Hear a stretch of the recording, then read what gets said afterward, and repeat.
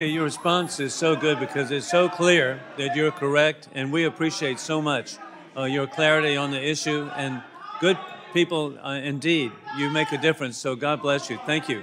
And with that, I now recognize the ranking member, Dean Phillips.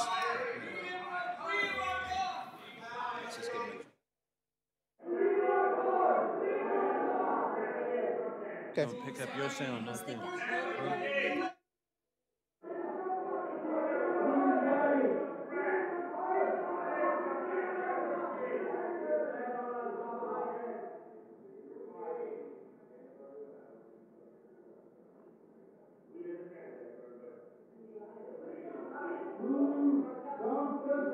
The chair notes a disturbance of the committee proceedings. The room will be in order. And we now proceed with Congressman Dean Phillips. Thank you, Mr. Chairman. Secretary Liu, I appreciate your observations on the recent election, both the positive elements and also the challenges. In the State Department's post-election statement, the indication was the United States is going to work with the next Pakistani government regardless of the party. I just want to clarify that that has always been the case, correct? Yes, sir. And the department has also expressed concerns about human rights and democracy in Pakistan where appropriate, but has never taken a position on who should lead an elected government in Pakistan. Is that correct? That is correct.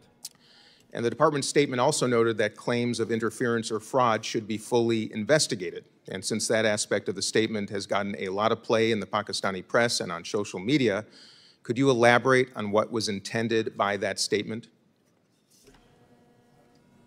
Representative Phillips, the Pakistani people, through their constitution, have created a system by which the Election Commission of Pakistan hears the complaints of Pakistani people, of candidates and political parties to render judgments about election irregularities. We, as a partner of Pakistan, have called for that to be done transparently and fully, and for those found responsible for irregularities to be held accountable.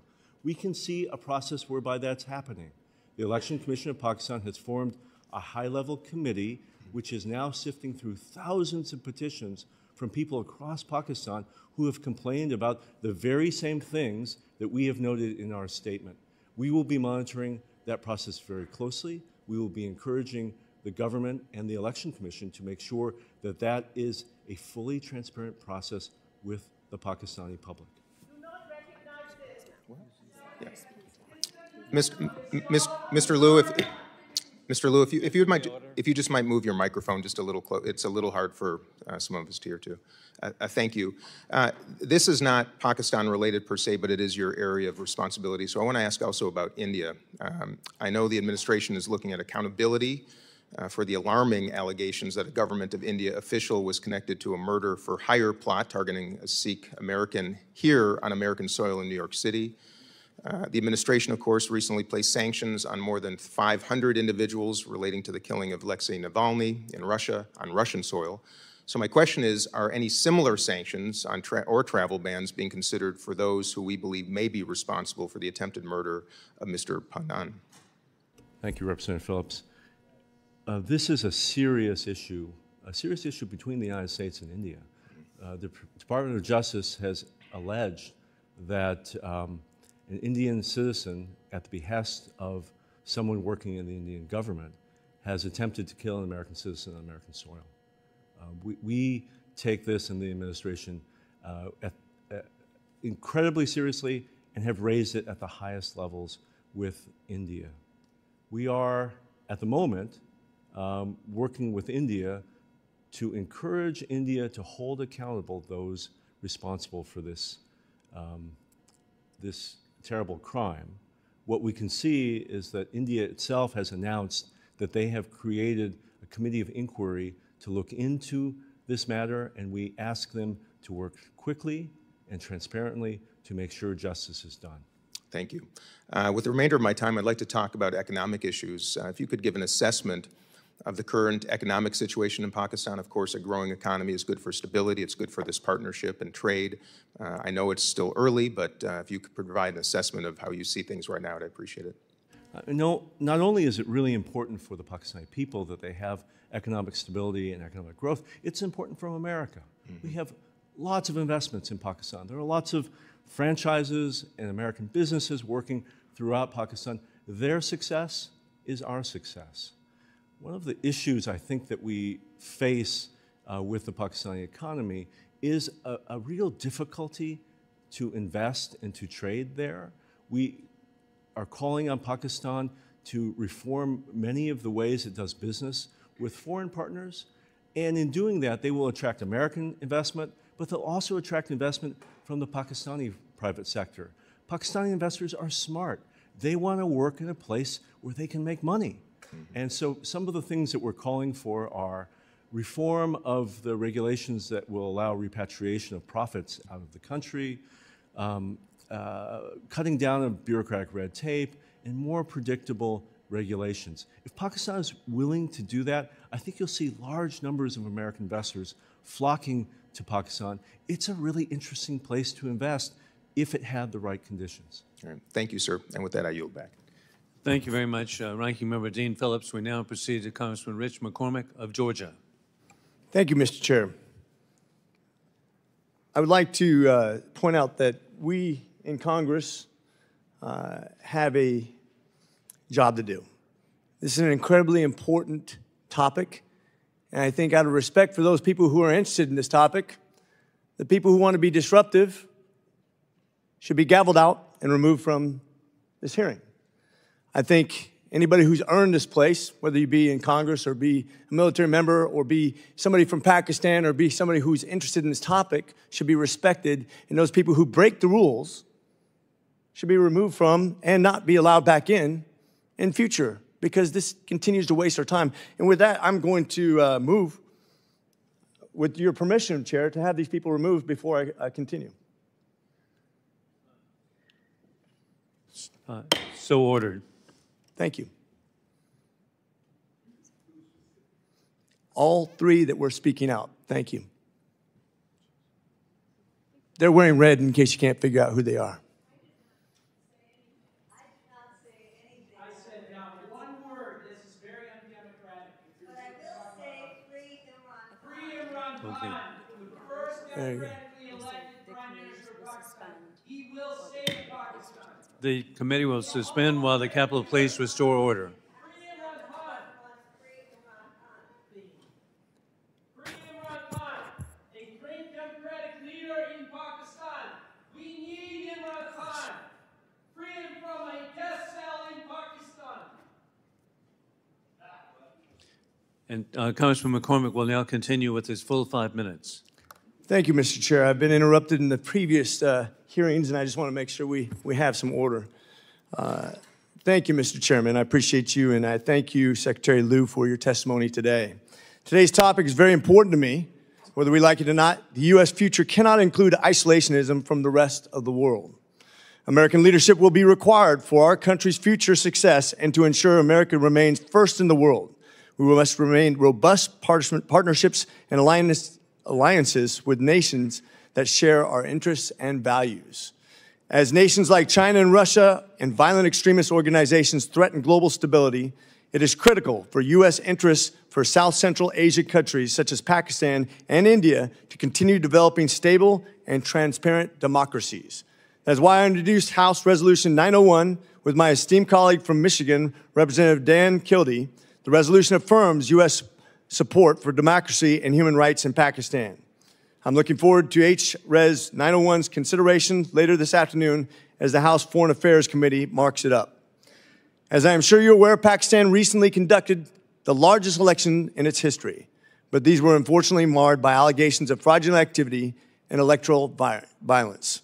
Watchdog groups raised the alarm over reports of political repression, suspension of interest access on Election Day, delays in election results, and more. Currently, the Election Commission of Pakistan is reviewing many of the election results in individual parliamentary constituencies, and the Pakistani judicial system is investigating and adjudicating irregularities. In fact, the ambassador from Pakistan came to my office yesterday and talked about what they were going to try to do to mitigate these problems. With all this being said, there must be full, credible, and independent audit of these election results. Secretary Liu, do you think and the State Department have confidence in Pakistan's judicial process and its ability to adjudicate claims of wrongdoing? Thank you, Representative McCormick. If I might, just before I answer that question, just say a word about protests. We have just tremendous respect for the Pakistani American community. We pride ourselves in the State Department and in my office about talking to Pakistani Americans because they are the people in our vast country who care the most about this relationship. They have something genuine to offer because of their deep knowledge and the deep concern they have of the future of the country. And so I want to join the voices of this committee to say how important their involvement is, how much we respect them. We try to listen to them at every opportunity. I hope they are also listening to all of you and to those of us who are trying to guide this policy. Absolutely. And I will say, respectful conversation is always paramount for me. I've met with constituencies. I have people who've come here from all over the United States that I've met with in my own district on this topic. There is a time and a place for everyone to speak, and that's order. That's something that we worked hard for. One of the things that I have faced over these last 2 years is some of these allegations, unfounded allegations, have resulted in regular death threats against me, threats against my family, involvement of local police. There is a line of acceptability, and I do think at times some of the free speech has verged into threats of violence, which is not acceptable in our society. Sir, if I could answer your important question. The Election Commission of Pakistan in past elections has rerun elections where there have been a finding of electoral abuse. We have seen that over and over. In fact, in this election, they have already ordered the rerun of elections where there has been violence. As we know, there have been candidates who've been killed in this election. There have been some terrible violence that preceded the election. We call on the Election Commission to fulfill its constitutional role in Pakistan, to be the watchdog over these elections and to act in a nonpartisan way. We all will be watching this process very, very closely. As to whether they will do it, it's up to the Pakistani people to make sure their institutions are functional and that are upholding their constitution. Thank you. And do you think that the Pakistani government has the ability to continue to improve and be accountable and be a good partner going forward as the United States needs them to be in that region? Pakistan is such an important partner of ours. They are a major non-NATO ally. We have deep national security interests with Pakistan, not least of which is the fight against terrorism, not only terrorism that affects Pakistanis, but terrorism that affects Americans. And Pakistan has been a partner in our resettling of Afghan refugees to whom we owe a debt. And we are grateful to the people and the government of Pakistan for that cooperation. Thank you, sir. I yield. Thank you very much, Dr. Congressman Rich McCormick of Georgia. We now proceed to Congresswoman Kathy Manning of North Carolina. Thank you, Mr. Chairman. Welcome back to my good friend, Dean Phillips. And thank you, Assistant Secretary Liu, for your service to our country. I want to focus on the plight of women in Pakistan for a few minutes. I am very concerned about the treatment of women in Pakistan, including female journalists and women harassed and arrested at protests and rallies leading up to the election. As you know, Pakistan is routinely rated near the bottom of the world in terms of women's inclusion, justice, safety, and security. So can you talk to us about how the State Department is working to address gender-based violence and highlight and improve the safety, the rights, the inclusion, and representation of women in Pakistan's democracy? Representative Manning, such an important question. I wish I had my wife here sitting next to me. I met my wife in Pakistan. She was an American refugee worker working with Afghans, but her academic subject matter of specialty is gender-based violence, and she has worked in Pakistan on this very issue. What I would say about Pakistan, its human rights, the rights of women, I say about many countries, but I really mean it, which is we as foreign partners aren't going to be able to change Pakistan. Who will change Pakistan? Pakistani people will. And we see that very strong desire of women across Pakistan to be heard, to be represented and to have their rights respected by the institutions of government as well as by the rest of society. I see great victories in Pakistan every day. There have, as I mentioned, double the number of women elected to this parliament. And do Incredible. you see that as a positive moment that will actually give hope and perhaps achieve new things for women in Pakistan? I see the emergence of female leaders in Pakistan at every level as being the examples that will lead their society forward. You are entirely right. At the village level in Pakistan, lives for women are incredibly difficult. I see more women today in senior positions in business. I see them on the high court. I see them in parliament. I see them as ministers. Honestly, some days Pakistanis are doing better than Americans on some of these questions. It is a struggle for all of us, but I do credit the very brave women and young girls who are leading this path in Pakistan. And I think as foreign partners, we need to put our resources, our public statements, and our activism behind Pakistani female leaders. And can you give us some idea of the percentage of participation of Pakistani women in the economy? And are there hurdles to greater participation, and is there anything we can do to encourage greater participation?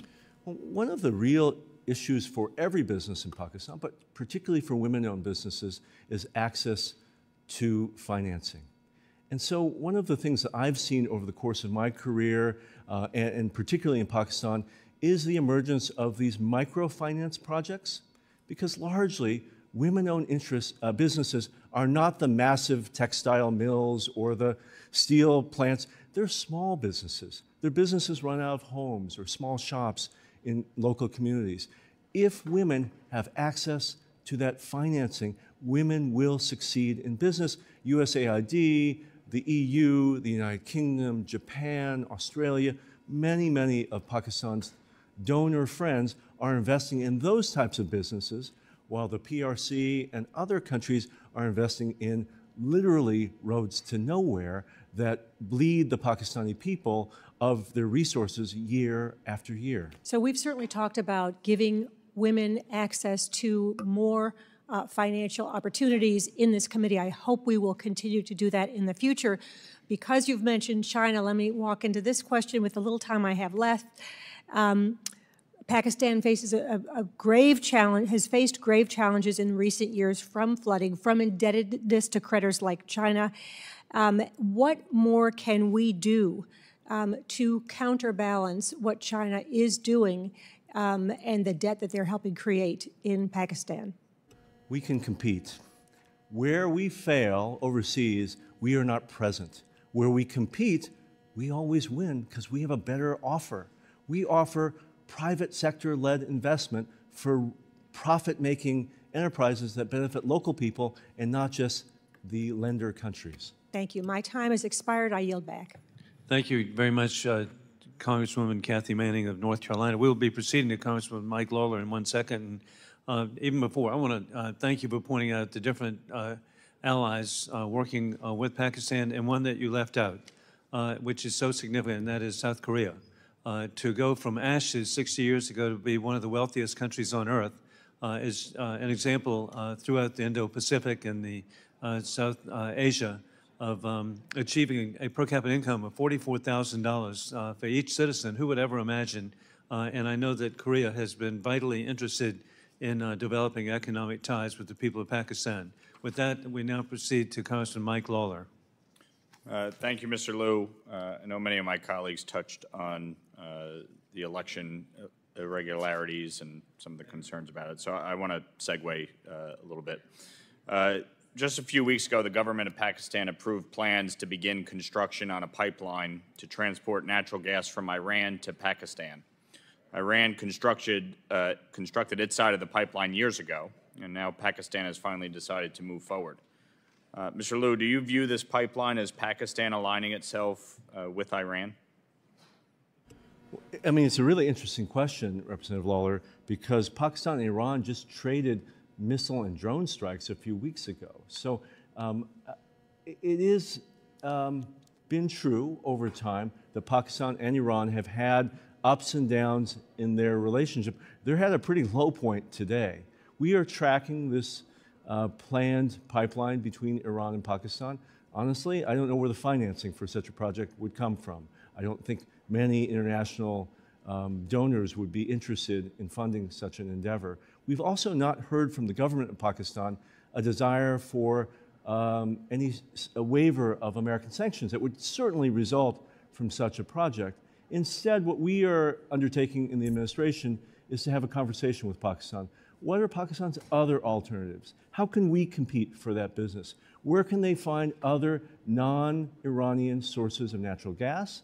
And how can we help Pakistan think about the transition to clean energy? Pakistan's very interested in providing energy through solar, through wind, through hydro. How can that begin to replace their dependence on coal and other hydrocarbons? Okay. So have you expressed direct concern with the Pakistani government on this issue? We are in consultation with the Pakistani government on this issue, yes, sir. Okay. I mean, my concern is that Iran is the greatest state sponsor of terror. They use the illicit Iranian petroleum oil trade to finance terrorism. Since Joe Biden took office, nearly $88 billion in increased revenue has resulted because of lax enforcement on sanctions. It's why I introduced the SHIP Act to increase secondary sanctions on the purchase of Iranian petroleum. It passed through the House overwhelmingly with bipartisan support and has since stalled in the Senate because the White House doesn't want it. So from my vantage point, when we talk about other alternatives that Pakistan may be able to engage on, why don't we start by cracking down on the illicit oil trade? Why is the administration taking a very lax approach to cracking down on Iranian petroleum? Sir, the administration will uphold both the letter and the spirit of all sanction laws, particularly those related to Iran. You think an increase of $88 billion in revenue is upholding the letter and spirit of the law? Sir, I am not an expert in Iranian energy exports, but what I know as a person who has a car that's fueled by gasoline is all of us have paid for higher gasoline after Putin's full-scale invasion of Ukraine. And well, that's also a result in this country of us limiting production of oil and natural gas in this country. That's why we're dealing with our own energy challenges. Sir, if but I could answer your question, well, you went in a total non sequitur. I fully support the efforts by the U.S. government to prevent this pipeline from happening. We are working towards that goal, sir. Okay. How does the administration view Pakistan's relationship with the Taliban? With suspicion, sir.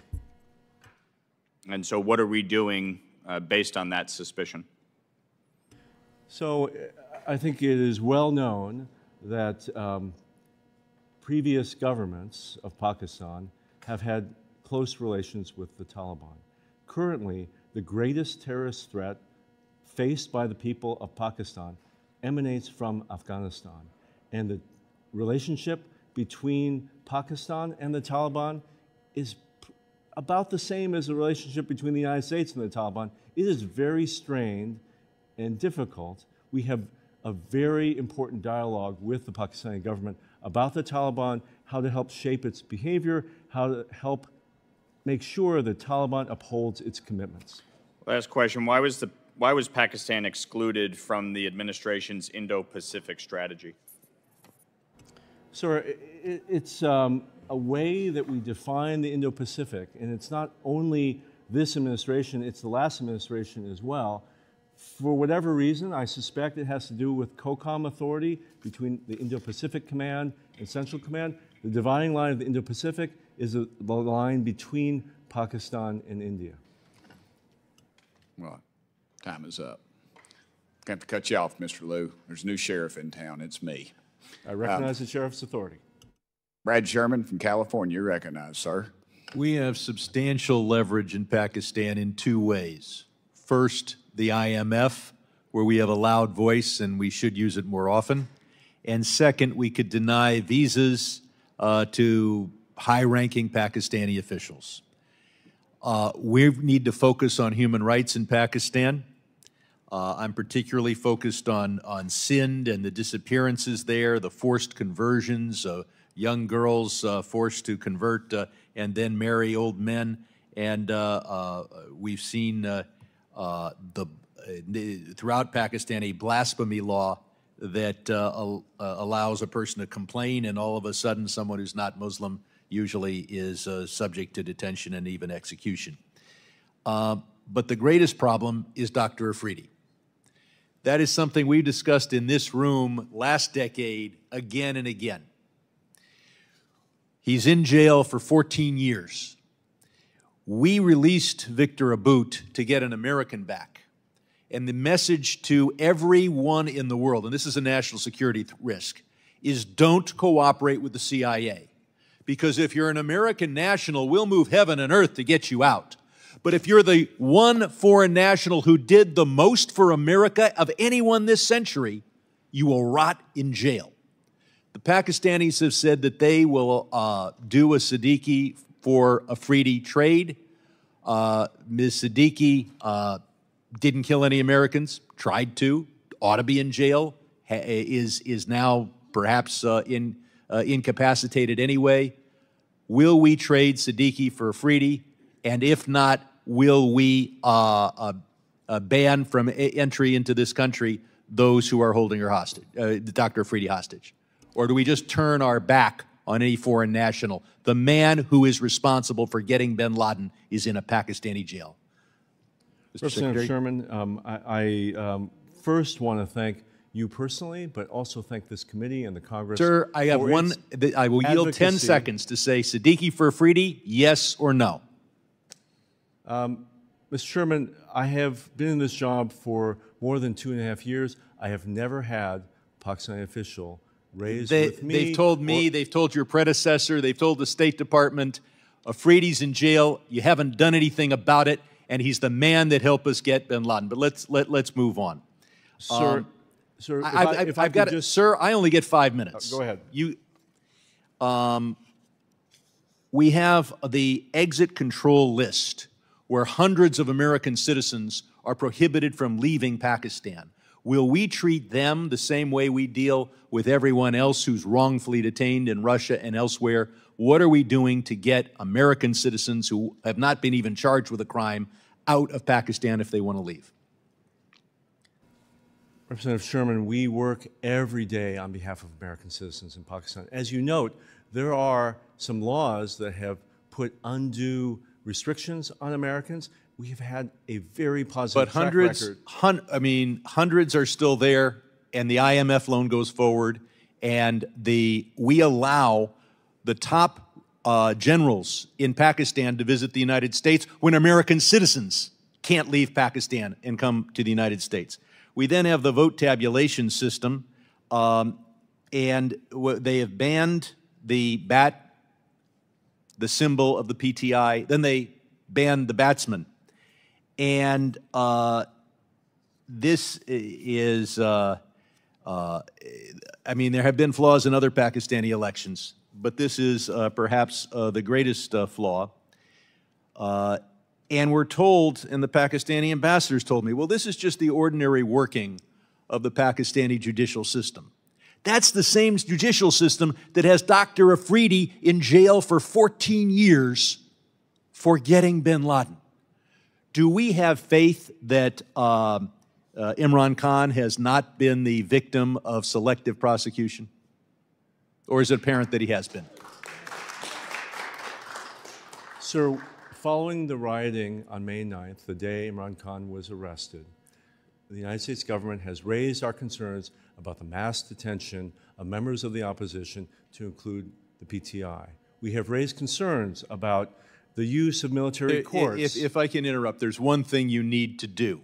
The American ambassador needs to visit Imran Khan in prison and make sure that he lives to tell the tale. of how he was wrongfully imprisoned through selective prosecution. I yield back. Thank you, Mr. Chairman. Excellent questions. Representative Baird is not here, so I'm the next in line. Secretary Lew, could you provide insight in the involvement of the military in the politics of Pakistan? Hold on. Y'all don't need to clap for me. I'm good. I'm good. We're good. Thank y'all. Go ahead, brother. The Pakistani military is the 6th largest military in the world, the largest of any majority Muslim country. The U.S. military has historically had very close relations with the Pakistani military. Our generals and their generals have trained together decade after decade. It is an important part of Pakistani culture. I have lived in Pakistan. I have seen that for myself. The Pakistani military is an important institution. We respect, in this administration and all past American administrations, the constitutional principle that the Pakistani military must be kept under civilian control. It must be answerable to the president. But is it? Answerable to the president, sir, who is the commander-in-chief, and responsible to civilian control. Okay. Do y'all at the State Department intend to conduct a review of the most recent elections in Pakistan? Sir, we have conducted that review, and we have found a number of election irregularities that I've detailed today. Right. What we are undertaking right now is a monitoring of how the democratic institutions of Pakistan will address those irregularities. Well, I would suggest to you that a strong letter is not doing a whole heck of a lot. I would tell you that this country needs to start using its economic might to correct some of these wrongs. These people are being mistreated. I'm not much on bureaucrats. I don't like writing letters. I like delivering it personally, and I think that's something we could do. Did the U.S. ask for former Prime Minister Imran Khan's removal after he visited Russia? That we did not, sir. Okay. There are people who believe you were involved in the regime change in Pakistan. Can you speak on that? Sir, I was absolutely not involved, nor were any Americans involved with that process. None whatsoever. None whatsoever, sir. Not contractors, not... None. Not one. Okay. In aid to Pakistan being withheld, is aid to Pakistan being withheld because Pakistan refused to vote against the Russian invasion of Ukraine at the United Nations General Assembly? No, sir. All right. I have a little more time left. Do I have any members? I tell you what. Okay. Hang on for a second, Charles. I'm not used to this. All right. Well, I'll end mine then. Representative Schneider from Illinois. Thank you, Chairman Burchett. Oh, wait, I'm sorry. It's not you, it's Almost. I'm sorry. Do y'all want to fight it out, or can I? No, go ahead. Okay, I apologize. I'm new at this. That's why they don't let me do this very often. Well, you're doing a great job, Mr. Chairman. That's just because I recognized you. So go ahead. Thank you, Mr. Chairman, and thank you to Ranking Member Phillips, and greetings, Assistant Secretary Lew. I know we've touched on some of the election issues before, but like many other members of this committee, I'm concerned by the trends, but also concerned by the elections specifically. As we know, in early February, the elections were held after a nearly 3-month delay that raised serious concerns about the democratic process in Pakistan. I also know that the State Department joined other international election observers in expressing concern that the election included undue restrictions on freedoms of expression, association, and assembly. So, you know, I want to reiterate my personal concern. The incoming that I've received has really been illuminating and suggested that there's more that we can do. I could share the chair's urging in his recent remarks that our country uses its levers to ensure that democracy is upheld. That's also why I'm proud to co-sponsor House Resolution 901. This resolution reaffirms the House of Representatives' strong support for democracy in Pakistan and urges the government of Pakistan to uphold democracy and protect fundamental rights. But as we look more broadly at human rights in Pakistan, the State Department, your agency's most recent human rights report, highlighted significant human rights challenges in Pakistan, including restrictions on freedom of expression and freedom of the press. Credible threats of violence, harassment, abductions, and killings by security forces, political parties, and other groups have led citizens and journalists to self-censor their speech for their own safety. The State Department found that the Pakistani government's failure to investigate and prosecute attacks on free speech and the press have effectively led to restrictions on free speech and the press in a very dramatic way. Really what I want to hear is how can and how will the United States work with the Pakistani government to support meaningful change to promote freedom of speech and freedom of the press? Sir, I have the pleasure and responsibility of reading the Pakistani media on a daily basis. And I will confirm what is in our human rights report is there is both self-censorship and occasionally active censorship in Pakistan today. At the same time, what I read in the Pakistani press is a cacophony of voices. There is actually competition in the media with respect to things that are said and not said, as well as in social media. And so one of the most damaging things that we see today are restrictions on social media because, like the rest of the world, Pakistanis are getting a lot of their news and information through the internet. And so when the internet gets pulled down or X gets throttled as it has been now for several weeks, it denies the Pakistani people from getting the kind of diversity of reporting information that they deserve. We are talking to the Pakistani government at the highest level about these issues. We're also working year after year in the trenches with Pakistani civil society to help to train journalists about fact-checking, about responsible sourcing of their information, about journalistic standards. And what I can also see is, while there is censorship, both self and active, we can also see the development of some truly excellent journalism coming out of Pakistan and some very brave journalists who defy these censors and still produce things that call into question the government or the military or the Americans or any number of other institutions of authority. If I may, sir, what exactly have those conversations yielded with the government? Because I mean, it's one thing to have them, but it's another to be pursuing, some outcomes that are beneficial to the values that we uphold here and we want to see in a real active democratic society. I do think it's important for both the administration and the Congress to say loud and clear that we are watching what happens in Pakistan. We're watching closely its human rights record, what it does with respect to religious freedom, and what it's doing on free speech.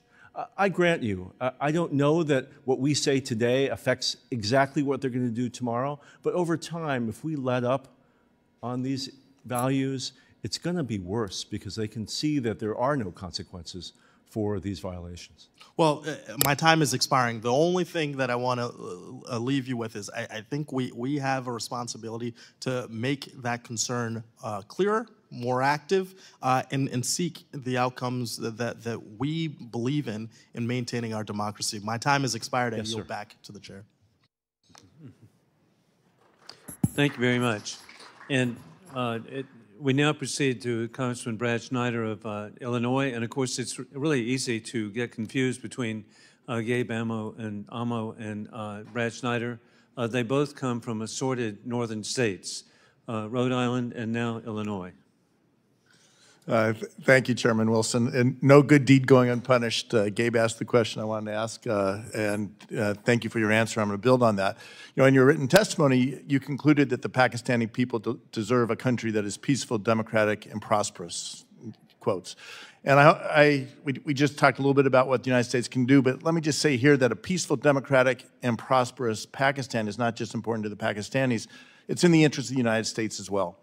And that's why we're having this hearing, and I thank the chairman for calling it. And we're addressing what has been discussed, very real concerns about the election, but also recognizing, as you noted in your testimony, the positive elements seen in the election and how we build upon them, and I hope we continue those conversations.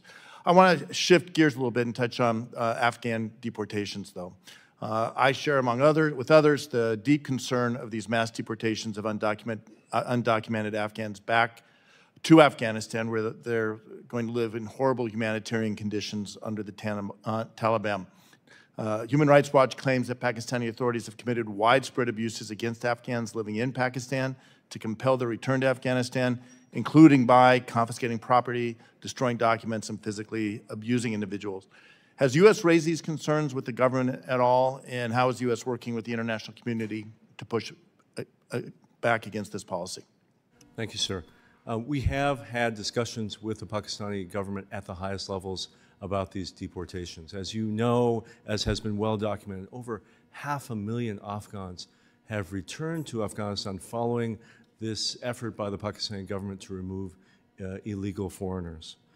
From the first day of that process, we have been in touch with the Pakistani government, both about the humanitarian consequences of this mass deportation, but also to try to protect those Afghans who have a pathway to coming to the United States. There are thousands of Afghans who worked with us, who worked with our embassy or our military, who have fled to Pakistan and sought sanctuary there. We have been very keen that those Afghans are allowed to stay so we can process them. And they're still in processing. And they are. And the Pakistani government has actually, on this one issue, been very supportive. We are grateful for that. On the broader issue, we are talking with the new government now about trying to make sure that the rights of Afghan refugees are respected. We are thankful, right? The Pakistani people have hosted over 3 million Afghan refugees now for over 40 years. It's as historic in proportion. That sacrifice does not go unnoticed. At the same time, we very much hope they work with the UNHCR as they enter this next phase where they're trying to figure out whether more people are returning, whether some of those who have returned are able to come back to Pakistan, and that the needs of those refugees are being met. Thank you, and I've raised this previously with the ambassador, Pakistani ambassador as well, and look forward to working with you to make sure that happens. I'll shift gears again. We touched on this. I'll pick up where Mr. Lawler left off. Pakistan-Iranian relations. You mentioned the escalation, the recent escalatory environment, the strikes in January. Where do you see that moving? Do you think the strikes were one-off occurrences or something that could continue to escalate in the future? Sir, as you know, the strikes were not only against Pakistan, they were against 3 countries simultaneously by Iran. It is reprehensible and irresponsible for Iran to lash out against its neighbors for terrorism that exists in Iran itself. So as you may be tracking, those 3 missile and drone strikes that happened in January followed a really terrible terrorist attack that occurred within Iran. And the government of Iran clearly felt like it had to respond in some way. They responded in the worst way possible by firing missiles at targets that they probably didn't well understand, which, for our information, ended up killing lots of civilians in 3 countries, including in Pakistan. And with my we have strongly condemned Iran's actions. My last few seconds, can you just touch on the U.S. messaging to the Pakistani government regarding their direct engagement with Tehran on security matters, especially in the context of our concerns, our mutual concerns of nuclear proliferation and Iran's nuclear program? Sir, we have warned them about our red lines, legislative, but also in terms of how we cooperate with Pakistan. If they get into bed with Iran, it'll be very serious for our relationship. Okay, we need to reiterate that again and again and again. With that, I yield back. Thank you very much, Congressman Brad Schneider of Illinois. We now proceed to Congressman Greg Casar of Texas. Thank you, Chair, and thanks also to the ranking member for having me here today. Mr. Liu, I'm sure you're aware, I led a letter alongside 30 of my colleagues here in Congress to the State Department as well as to the President. You've got it right there. Talking about credible allegations of election rigging in the Pakistani elections, and we urged that the administration withhold recognition of the new government in Pakistan until a credible and transparent investigation on election interference had been conducted. I know that the U.S. Embassy congratulated Mr. Sharif, quote, on his assumption of the office of Prime Minister, but I haven't seen a statement yet from the State Department itself. So just so we're clear at this point, yes or no, has the U.S. officially recognized the new government in Pakistan? Representative Casar, I would like to answer with a yes or no. The actual answer is a little more complicated, if you'll allow me. The government of the United States, we don't actually go around recognizing or withholding recognition of new governments. That's not something we do anywhere around the world.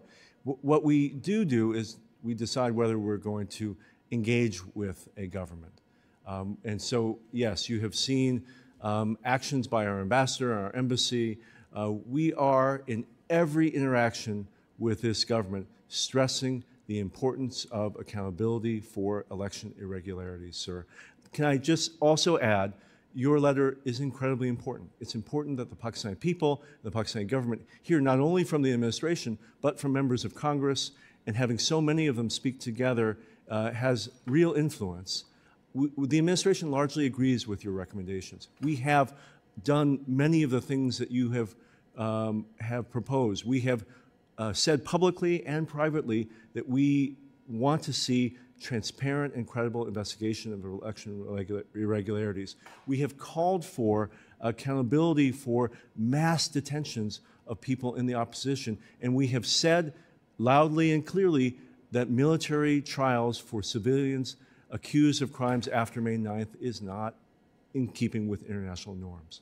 I appreciate that. And so in other cases, for example, in the case of Venezuela or some other countries where the State Department has spoken out very clearly about election rigging, and we can talk about separately about how it is that we treat those governments or treat those countries, but it seems that when we have had allegations of election rigging that we've spoken out much more clearly than in this case. And I would urge that we continue to speak with the level of moral clarity that we have in other situations. But I appreciate your recognition and speaking out here today about how it's not okay for us to be having journalists jailed, for Twitter to get shut down, for there to be this continued, very clear to me, interference in democracy.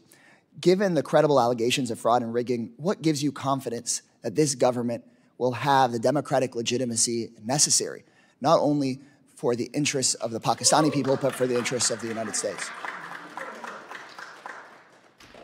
Sir, the political and economic stability of Pakistan is important for the United States. It is important that the Pakistani people... And I'm short on time. Is it your sense right now that there is going to be that democratic legitimacy, or do we have real concerns? I'm sorry, I have one more question for you, so just give me your... Sir, I think that's up to the process ongoing now in the Electoral Commission of Pakistan.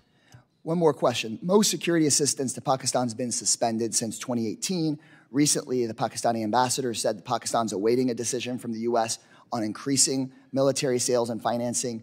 Yes or no, are there ongoing conversations about increasing military assistance to Pakistan?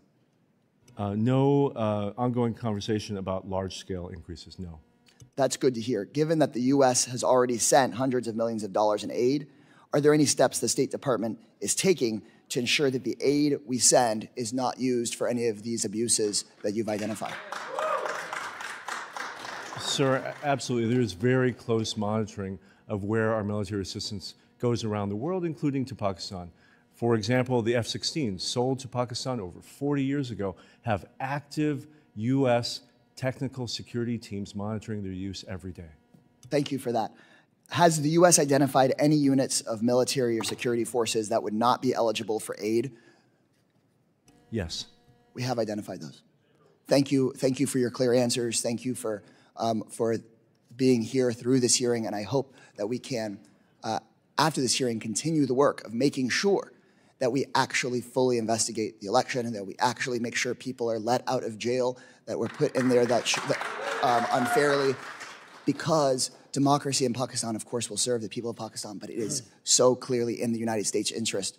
I started out on this seeing the failures we had in Latin America of prioritizing military relationships over democratic relationships, and it never served us there, and it won't serve us in Pakistan very well. So thank you so much, Mr. Liu. Thank you, sir.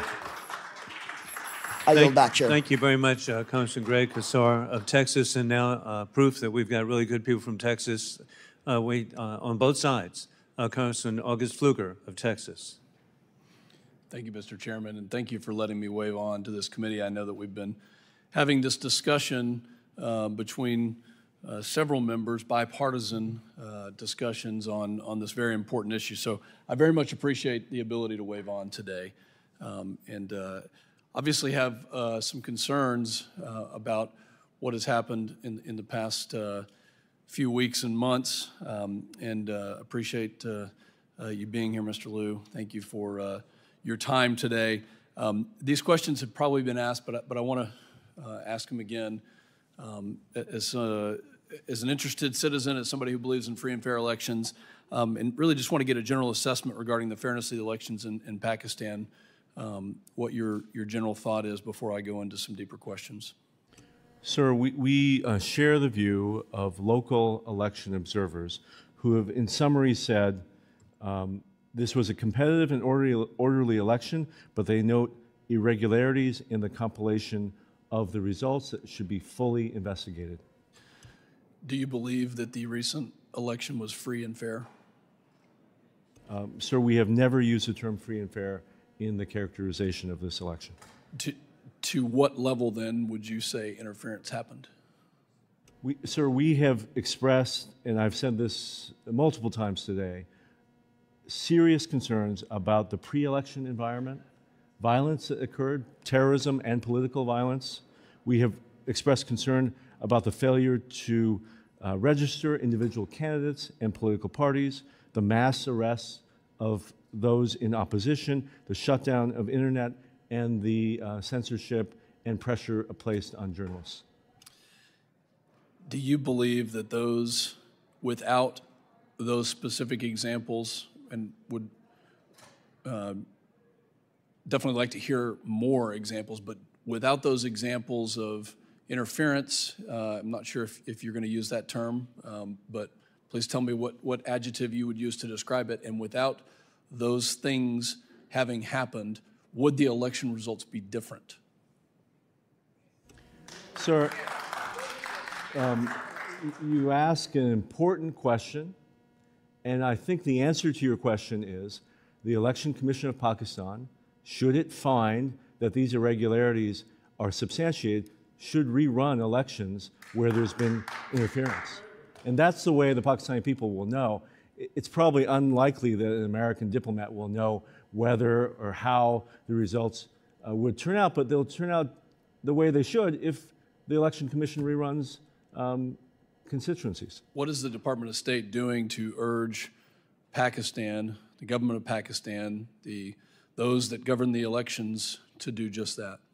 Sir, we have made very clear public and private statements. We have said so clearly to Pakistan's leaders, but also to election officials, that it is an expectation of all of Pakistan's partners, not only the United States, that they conduct elections with integrity. So you believe these should be fully investigated and adjudicated? Yes, sir. Tell me what this does to the relationship between the United States and Pakistan if they are not investigated, if they are not adjudicated, if they do not decide to rerun their elections. We have enjoyed 76 years of partnership with this country. It will be an impediment to our relationship if Pakistan does not have a democratic process that upholds its own constitution. It will retard our ability to have the type of relationship we want in security matters, on business fronts, and people to people. All of that suffers if Pakistan is not a full democracy. Recently, I marked up in the Committee of Homeland Security a bill that will soon go to the full committee in the Homeland Committee on transnational repression. Is the State Department monitoring reports of transnational repression made by Pakistani Americans? And if so, what steps is the State Department taking to address these topics? Sir, we are tracking transnational repression around the world, including with respect to allegations made about Pakistan. We are looking very closely at the examples offered. If we find that they are substantiated, we will address them directly with the Pakistani government. I thank the witness. Mr. Chairman, once again, thank you for letting me wave on. I yield back. Thank you very much, Congressman August Pfluger of Texas. And I want to thank the witness for the valuable testimony and the members for their questions. The members of the subcommittee may have some additional questions for the witness, and we will ask you to respond to these in writing. Pursuant to committee rules, all members have 5 days to submit statements, questions, and extraneous materials for the record, subject to the length limitations. Without objection, the subcommittee stands adjourned.